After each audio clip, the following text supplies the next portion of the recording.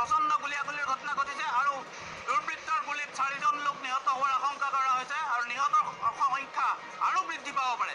আলফা স্বাধীনে কুটাঘাত সংঘটিত কৰাৰ সন্দেহ কৰা হৈছে। তিনিচুকীয়াৰ ঢলাত প্ৰচণ্ড গুলীয়াগুলীৰ ঘটনা, দুৰ্বৃত্তৰ গুলীত 4জনকৈ লোক নিহত হোৱাৰ আশংকা কৰা হৈছে।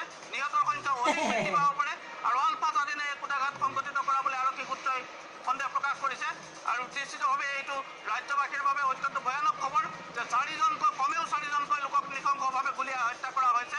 আমি আগন্তুক সময়ত এই বিষয়ে সবিস্তাৰে প্ৰকাশ কৰিম আৰু আমাৰ প্ৰতিনিধি ইতিমধ্যে কৈ আছে দলঙৰ ওচৰত এই ঘটনা সংঘটিত হৈছে, ভূপেন হাজৰিকা সেতুৰ ওচৰত। আগন্তুক সময়ত আমি সবিস্তাৰে প্ৰকাশ কৰিম। এই মুহূৰ্তত গুৰুত্বপূৰ্ণ খবৰটো হৈছে যে কমেও 4জন লোক দুৰ্বৃত্তৰ গুলীত নিহত হৈছে তিনিচুকীয়াৰ ঢলাত আৰু আলফা স্বাধীনে এই কুটাঘাত সংঘটিত কৰা বুলি আৰক্ষী সূত্ৰই সন্দেহ প্ৰকাশ কৰিছে। আমি পৰৱৰ্তী বাতৰিত এই বিষয়ে সবিস্তাৰে